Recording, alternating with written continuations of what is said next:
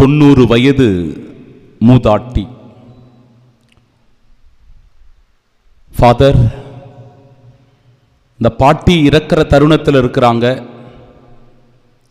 நீங்க அவங்களுக்கு அவஸ்தை கொடுக்கணும், அவங்களுக்கு காலம் நெருங்கி கொண்டே இருக்கிறது, இன்னும் எவ்வளவு காலம் உயிரோடு இருப்பாங்கன்னு தெரியல.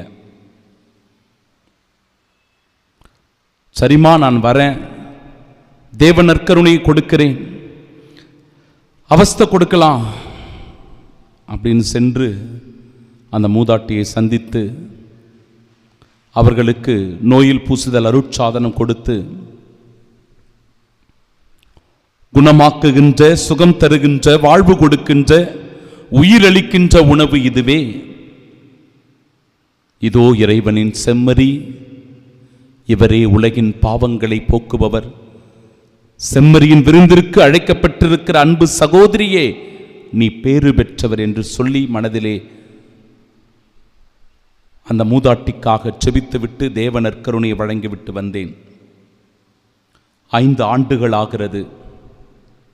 அந்த மூதாட்டி தற்பொழுது நலமோடு, உடல் உள்ள சுகத்தோடு, ஒவ்வொரு முறையும் மாதத்தினுடைய முதல் வெள்ளிக்கிழமையில் அவரை சந்திக்கிற போதெல்லாம், பிரைஸ் தி லார்ட் ஃபாதர், நல்லா இருக்கிறீங்களா ஃபாதர் என்று கேட்பது உண்மையிலேயே இந்த திருவுடல் திருரத்த பெருவிழாவை கொண்டாடுகிற அந்த நாளில் இயேசுவின் உயிருள்ள அந்த திருவுடல் வாழ்வு கொடுப்பதாக, உயிரளிப்பதாக, நம்மை குணப்படுத்துவதாக, சுகப்படுத்துவதாக இருக்கிறது என்பதற்கான சாட்சி. யோவான் நற்செய்தி 6வது அதிகாரம் 51வது இறைவார்த்தை, விண்ணிலிருந்து இறங்கி வந்த வாழ்வு தரும் உணவு நானே என்கிறார் இறைவன். விண்ணிலிருந்து இறங்கி வந்த உணவு நம் ஆண்டவர் இயேசு கிறிஸ்து. வார்த்தை மனு உருவானார், நம்மிடையே குடிகொண்டார். வார்த்தையான கிறிஸ்து மனித உருவெடுத்து நம்மை போல பிறந்து இந்த உலகத்திலே வாழ்ந்தார் என்பதுதான் விண்ணிலிருந்து இறங்கி வந்த வாழ்வு தரும் உணவாகிய கிறிஸ்துவை அது அடையாளப்படுத்துவதாய் இருக்கிறது. இயேசு பிறந்தவுடனே ஒரு தீவன தொட்டியில் கிடத்தினார்கள். அந்த தீவன தொட்டி என்பது ஆடு மாடுகள் உணவருந்துகிற இடம். அந்த இடத்தில் இயேசுவை கிடத்தியதனுடைய அடையாளமே அவர் இந்த உலகத்தினுடைய பாவங்களை போக்குகிற செம்மறியாக இருக்க போகிறார். இந்த உலகத்தின் மக்களுக்கு வாழ்வு கொடுக்க போகிற உணவாக இருக்க போகிறார். மீட்பளிக்கும் உணவாக இந்த கிறிஸ்து இருக்கிறார். அவரே நிலை வாழ்வை தருகிற உணவு என்பதை எடுத்துச் சொல்வதின் அடையாளமாக இயேசுவை அந்த தீவன தொட்டியில் கிடத்தி இருந்ததை நீங்கள் இறைவார்த்தையில் வாசிப்பதை நாம் பார்க்கிறோம். அன்பு உறவுகளே, இயேசுவினுடைய உணவு உயிர் தருகிற உணவாக இருக்கிறது. உயிர் தருகிற உணவு. இந்த உணவை எவராவது உண்டால் அவர் என்றுமே வாழ்வார் என்று இறைவார்த்தை சான்று பகர்கிறது. அப்படி என்றால் நம்முடைய உடலில் இருக்கின்ற உயிர் ஆண்டவரால் கொடுக்கப்பட்டது. ஆண்டவரால் கொடுக்கப்பட்ட இந்த உடலும் இந்த உயிரும் இறைவனுடைய பிரசன்னமாக இருக்கிறது. அதனால்தான் இது உயிர் தரும் உணவு.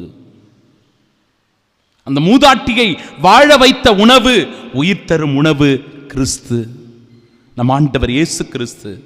அது நம் ஒவ்வொருவரையும் வாழ வைக்கிறது என்கிற உணர்வினை வெளிப்படுத்துகிறது.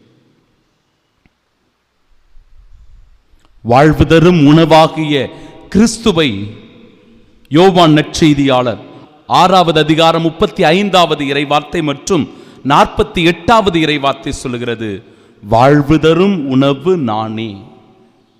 நமக்கு உயிராக இருப்பது கிறிஸ்து, நம்மை அன்றாட வாழ வைப்பதும் கிறிஸ்து. ஒவ்வொரு நாளும் அவராலேயே நாம் இயங்குகிறோம், அவராலேயே நாம் செயல்படுகிறோம், அவராலேயே நாம் வாழ்கிறோம். அதுதான் வாழ்வு கொடுக்கிற உணவு கிறிஸ்து என்பதனுடைய அடையாளம். நாம் ஒவ்வொரு நாளும் துவங்குகிறோம் இல்லையா? ஒவ்வொரு நாளும் செயலாற்றுகிறோம் இல்லையா? ஒவ்வொரு நாளும் நம்முடைய கடமைகளை செய்ய இயங்குகிறோம் இல்லையா? அந்த இயக்கத்தை, அந்த வாழ்வினை தருவது கிறிஸ்து. அதனால தான் அது வாழ்வு தரும் உணவு. இயேசுவினுடைய இந்த திருவுடல் நமக்கு மீட்பினை தருகிற உணவு. இதோ இறைவனின் செம்மறி, இதோ உலகின் பாவங்களை போக்குகிறவர். உலகின் பாவங்களை போக்குகிறவர் கிறிஸ்து.